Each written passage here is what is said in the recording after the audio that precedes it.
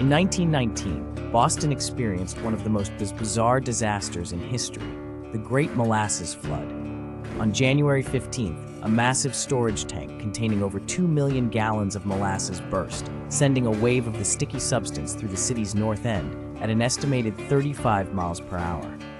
The flood demolished buildings, lifted a train off its tracks, and tragically claimed 21 lives while injuring 150 others.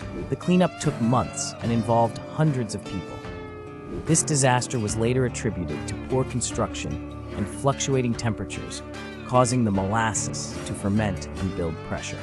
Today, it serves as a reminder of the importance of industrial safety regulations.